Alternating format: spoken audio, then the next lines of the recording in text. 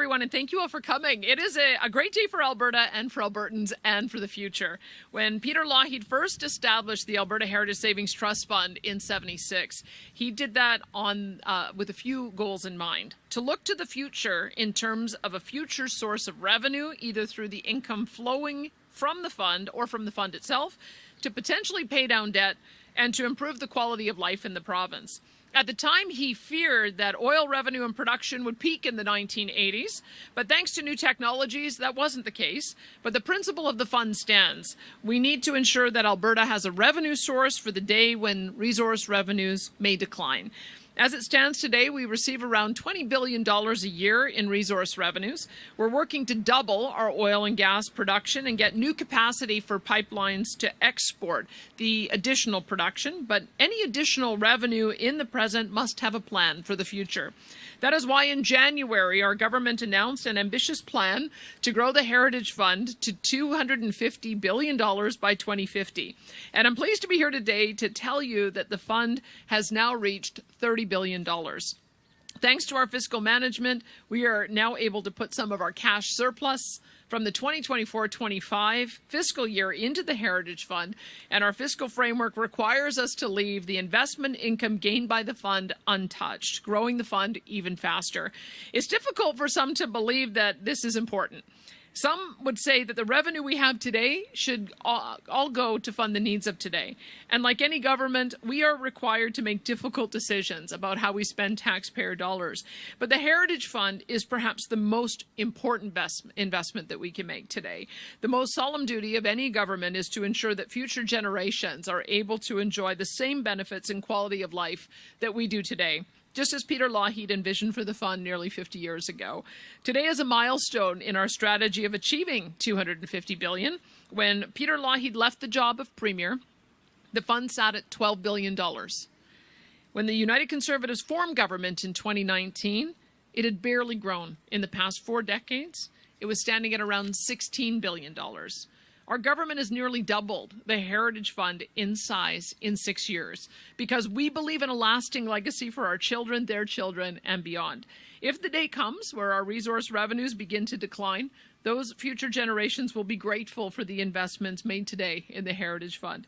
Alberta's future is bright. Decades from now, we will be a strong province within a united Canada, and the future health, education, and infrastructure needs of our province will be supported by a Heritage Fund that will support the needs of Albertans while continuing to grow for millions of more Albertans to be able to enjoy the benefits. And with that, I'll hand it over to Finance Minister Nate Horner. Thank you, Premier. Good day, everyone. As the Premier mentioned, we're proud to be here today to announce that Alberta's Heritage Fund now stands at $30 billion, up from $27.2 billion at the end of the fiscal year. With this latest $2.8 billion contribution, we remain firmly on track to grow the Heritage Fund to $250 billion or more by 2050.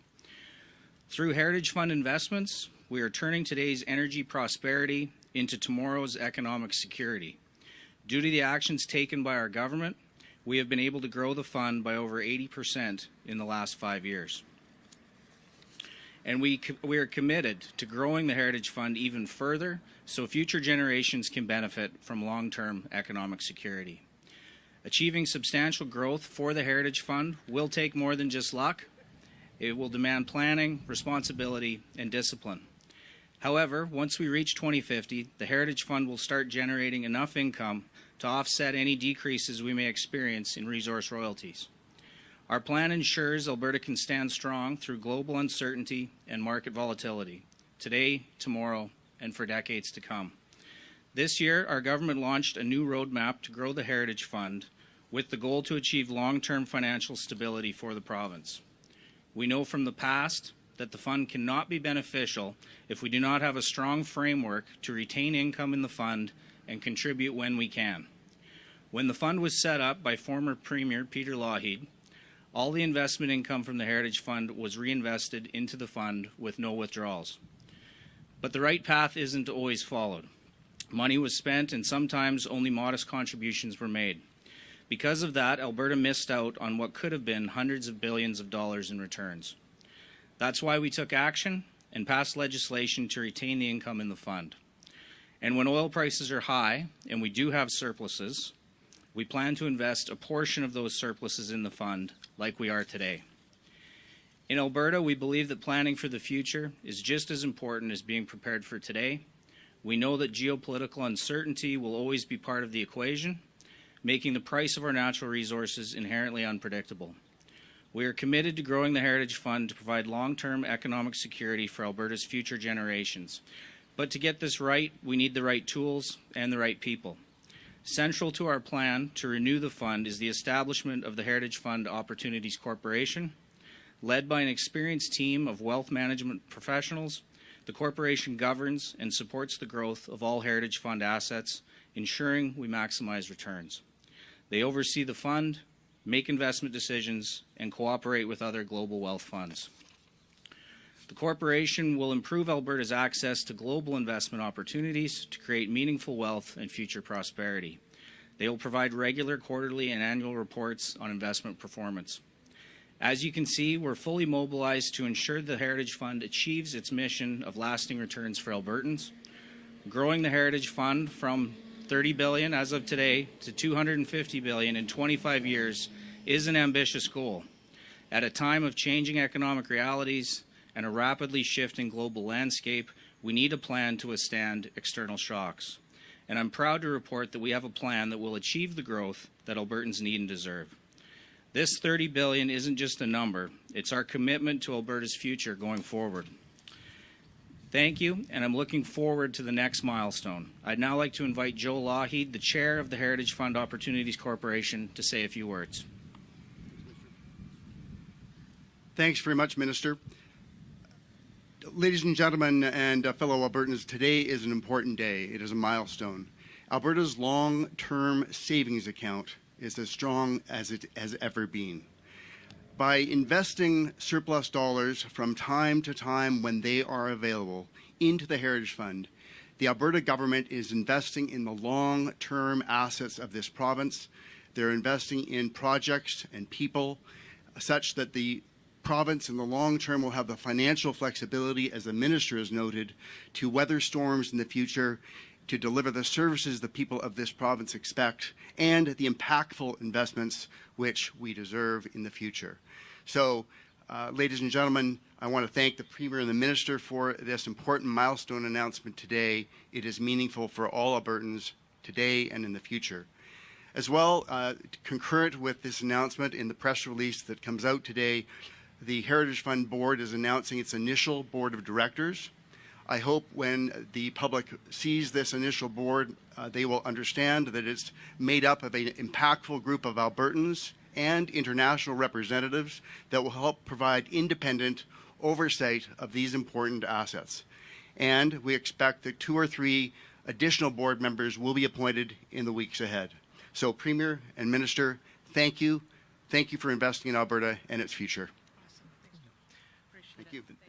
Thank you to all of our speakers. We'll now head into the media Q&A portion.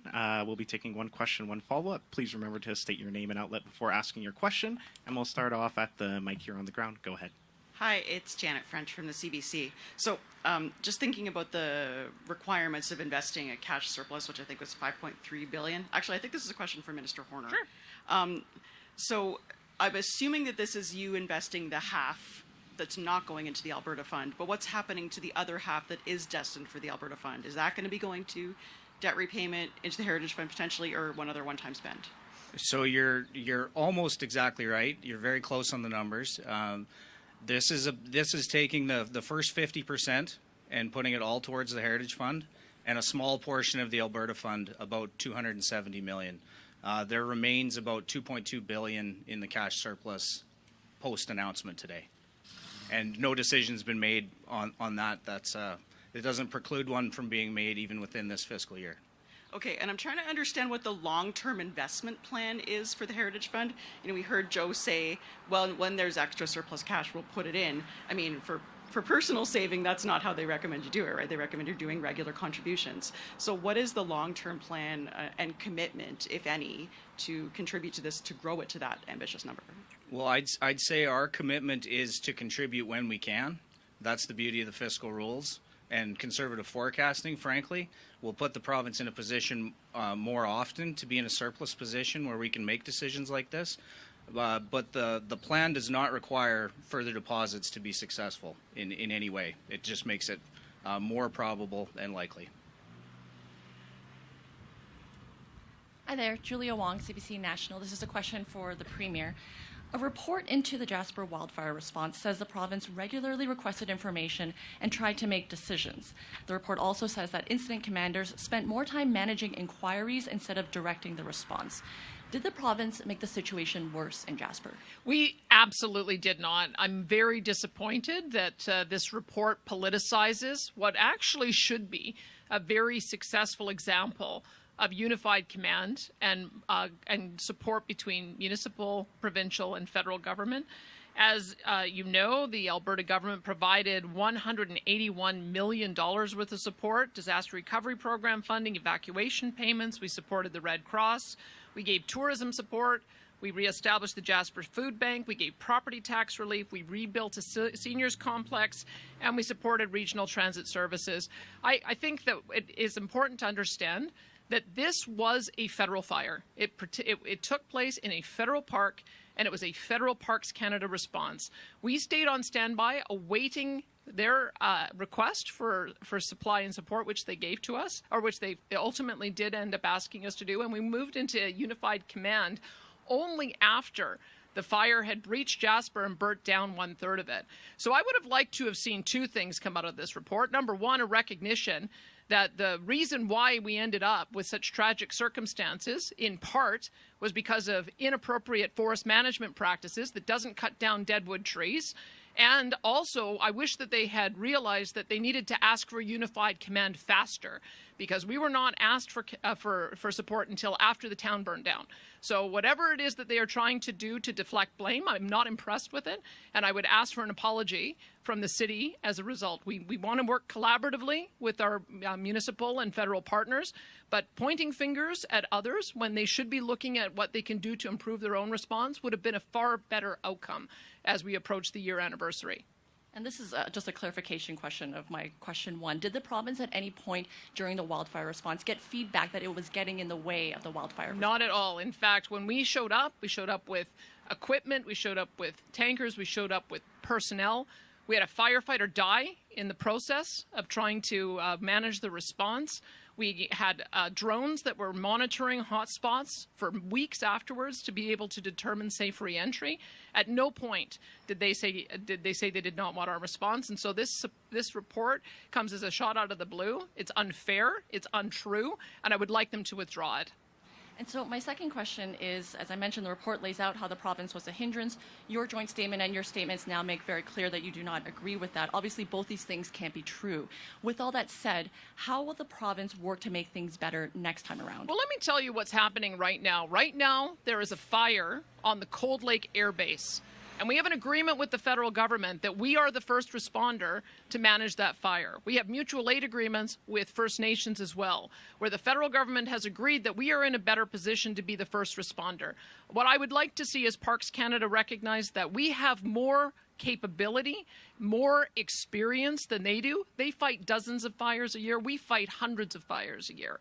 So what I would like is for Parks Canada to swallow its ego maybe a bit and work with us on a mutual aid agreement so that we can move to unified command faster. If you look at some of the wrecks that we've had in this province, a lot of them have started in federal parks because of their poor forest management, and because of uncontrolled burns that have gone out of control, and because they do not call us in fast enough. Waterton is an example. We had a problem with a fire coming out of the Banff Park area as well last year that we were able to contain. Jasper is an example. And we have several First Nations that have not recovered because of fire, because the federal government is not working with us on a response. On Fox Lake, we also have a problem in Sturgeon Cree Lake. We have a new problem with Chip Lake that we hope to have a new response with the federal government. But pointing fingers, casting blame, that is not what the purpose of the exercise is. We all have to look at what we have done in the past and how we can improve. And I don't think that Parks Canada and the town of Jasper have done an adequate job of that. I hope they go back to the drawing board. Thank you. Hi, Premier. It's Lisa Johnson from the Canadian Press. Just to follow up on that, you've made it clear and you've highlighted some of the positive contributions that you feel like the province has made, but the town of Jasper commissioned this postmortem to figure out what could be done better. Are you going to do your own report, or do you acknowledge that there were deficiencies in the provincial response that you want to improve before the next disaster happens?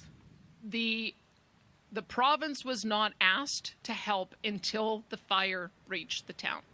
This was a federal response by Parks Canada. They chose not to ask us to come into Unified Command until the cleanup began. And I would say that what I would like to see is for us to be called into Unified Command a whole lot earlier. I would like to see that we would work with them to clear away the deadwood in all of the forest parks areas so that it does not continue to create a hazard for the rest of the province. Those are two things I would like to see. We always do these kinds of reviews to see if there are things that we could improve. But I think there does need to be that kind of approach done on the part of every entity that was involved. But let's be very clear. Alberta did not get involved in the wildfire response until after the fire had breached the town. Everything that we do in our wildfire response is to prevent that from happening. Because as soon as you flip over into structural firefighting, now you're into a real problem. You're into a problem of toxic air. You're into a problem of the danger of explosion. You're into a problem of a massive and long-term recovery effort. And so I would hope that everybody would be focused on the same thing, working together so that we never have to have fires breach towns again and have this kind of long-term recovery effort that needs to be done. But make no mistake, we were not involved in the first days of this fire. This was 100% a Parks-led effort. And my follow-up is completely unrelated, but getting ready for the Council of the Federation next week. Yep. I'm wondering if you can just outline some of your expectations, your specific goals, and whether or not, because this topic came up at your Alberta Next town halls, whether or not you're going to broach the subject of cracking open the Constitution with the other premiers. Well, I mean, I share some of the skepticism that some of the audience have that long-term or that a long protracted discussion around changing the Constitution will have any better outcome than it did back in the 1990s. I think I joked that maybe some of us still have PTSD about how that all unfolded with Meech Lake failing and then with the Charlottetown Accord failing. That being said, I think that there are things that we are going to continue to consult on. We've only gone through 2. We've got 30,000 or so responses. I've got another, I believe, 9 or another 8 town halls to do, as well as online town halls. So I'll be looking forward to seeing some of those responses. But I think this Council of the Federation and First Ministers meeting, we're going to be talking about the tariff threat in the United States that continues to create uncertainty, continues to target certain industries, and how we can work together. I was really pleased to sign an MOU with Doug Ford during the time he was here during Stampede, and other provinces are working on those same kind of collaborative agreements. We need to do more to trade with each other, and I hope that that's the spirit of the discussion. And we're going to take a couple more from the mic before going to the phones. Go ahead. Hi, Premier. Thanks for taking my question. I want to shift gears a little bit. Earlier this morning, there was a release that ran out about an open call for proposals for the former RAM. So does this mean the government doesn't plan to tear it down? Well, I can tell you, so the former infrastructure minister had received a couple of inquiries with interested parties that wanted to take another look at that. He wasn't interested in doing that. We now have a new infrastructure minister, Martin Long, who toured the REM, allowed those interested parties to tour with him, and he was persuaded to put out an RFP for kind of a last call for proposals, that if a community group wants to put forward a proposal that will address the significant cost of renovation. Remember, we know that there's about $75 million worth of deferred maintenance cost. It would probably cost about $150 million at a minimum in order to get it to a level where it can be occupied. Previous governments had made a decision that with all the priorities we had, especially since the RAM had moved, that was not an expense that government would take on. I think that decision was initially made under the NDP. But look, if a community group can raise $150 million and put together a great proposal, then we should be open to that. So we'll see. It'll be up to the community to decide. It may yet be that they're not able to assemble a package to allow us to do that.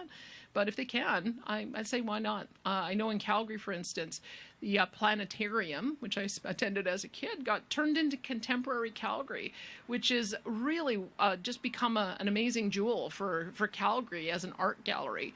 And so I've seen some of these old buildings get repurposed in a new way, and I'm open-minded. So is Minister Martin Long. So we'll see what comes in. And then a petition has been started by psychologists asking for a cap to be removed on standardized testing. So no other province has a cap of 3, and Ontario is thinking about removing its cap. So I'm wondering, why was this put in place, and would you consider removing it? Well, that's a good question. Maybe I'll get you to follow up with Sam and our health minister. I wasn't aware that we had a cap, and so we'll just see what some of the rationale is behind that. That would probably be Minister Adriana LaGrange, who might be able to answer that for you. I'm sorry, I don't know the answer for that for you today. Okay. Thanks, Kabi. We have time for a few more questions. We'll take one more from the mic, and then we're going to go to the phones. Hi, Premier. Sean Amato with City News. You say in your statement that this Jasper report is politically motivated and misguided. The municipality is already sort of pushing back on this, saying, no, this was an independent report, and more than 300 people were interviewed as part of the process. So who do you allege is playing politics here? Well, I'm sorry. We weren't even involved in the initial stage of the response. Because it's a Parks Canada fire and it's a Parks Canada response. I have to tell you, I was quite surprised with my first conversation with the Prime Minister when I was offering help, and he didn't understand that it was a Parks Canada fire. He said, we'll give you whatever help you need. And I said, no, you don't understand. We're offering to help you. So that, I think, shows you the level of disconnect that there was. Our Emergency Management Cabinet Committee had been intervened, and we were meeting every single day, and we continued to meet every single day, waiting to see if there was a possibility we could get into unified command. I sent notes after the breach of fire, after it was very clear they needed our help, to senior government officials, saying, let's get to unified command so that we can clean this up, go through recovery, and get back to normal.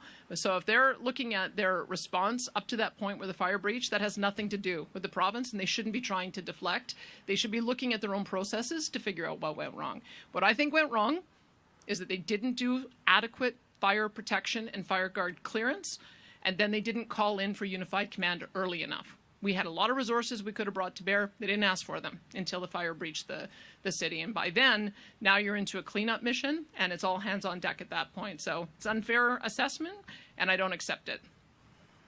Earlier this week, Lou Arab, the husband of former Premier Rachel Notley, said that you were full of it for some of your explanations about why your husband is attending government meetings regarding trains. How do you respond to that? Should the Ethics Commissioner have a look at this? And if you've done nothing wrong, if your husband's done nothing wrong, then why not have a look at it, clear it up, and move forward? Well, I believe you don't understand, and maybe the former Premier's husband doesn't understand what the lobbyist registry says. If you are getting paid by somebody to lobby government, then you have to register as a lobbyist. He was getting paid by CUPE, and he never stepped down from his position the entire time his wife was Premier. My husband, on the other hand, quit the media when I became an elected official in 2012 because he didn't want to be involved in daily news, because he knew that would put him in a conflict of interest. There is no one that is paying my husband. I'm not paying my husband. There's no one paying my husband to give me advice. I ask for his advice because I value his opinion. And in fact, I think if you look historically, you will see that former Premier Ralph Klein's wife also served as the head of a Premier's Advisory Committee on Children's Issues. When I was involved in politics in British Columbia, Ted White's wife worked for him at the constituency office. She didn't get paid anything for it, but she worked with him at the constituency office. If you look internationally, they actually in the U.S. have roles for the first spouse. They provide them a budget, and they do speaking. They head up commissions. So no, it's not a conflict of interest for me to have my husband advise me. That's kind of the role. When you get into politics, it's a family affair. He advises me and no one else, and I can ask for his advice on anything I want, and no, I'm not going to ask the ethics commissioner to weigh in on whether my husband can talk to me. Not his business. Thanks, Sean. We're going to head to the phones now. Operator, could you put through our first caller, please? Sarah Kamadina with Global News. Thank you so much for taking my question. I just wanted to ask you about the combination made at the Red Deer Town Hall regarding pulling out of Alberta's supply management when it comes to dairy and poultry. You also said, using the term "stick a finger in the eye of Quebec." I'm just wondering if there are concerns that this could hurt dairy farmers here, or what that could mean. Why you said that? Well, I think it was brought up by a member from the floor, and I think they used that terminology. I can tell you it's irritating to me that Quebec has far greater quota than its share of the population. They have, I understand, 32% of the quota. Our farmers, I think, is around 7%, even though we're about 12% of the population. So I think our farmers have reason to be upset that there isn't fairness in the quota system. And I think that they also have reason to be angry that the purchase of quota is a heck of a lot more expensive in Alberta than it is in Quebec. Those seem to be some pretty foundational aspects of the program that are unfair, and I think that was one of the things that the person who raised it from the audience was responding to. So, I'd like to talk to those who are in supply management to see if they want us to advocate on their behalf to get a fair supply of that quota that they're entitled to, or if they want to move to a more open market. But that's why we're doing these town halls, is to get ideas from the audience, to identify things that they raise, and to do some consultation on it, and we're going to continue to do that. So are you going to be starting those conversations soon then with farmers, or are you going to wait a bit? Like, what are your next steps from here to start that discussion? Well, we've got 8 more town halls that we need to do. We've got a continuous online survey. We've got a couple of telephone town halls that we're going to do. And then we've got a panel that's going to meet to hear and collate all of the ideas that we got and do a report on which ones we want to pursue and which ones we don't want to pursue. So we've got several more months before that report will be written. I think we're intending to have it produced in October. Thanks, Sarah. And we have time for just one more question. Operator, could you put through our next caller, please? Jack Farrow with the Canadian Press.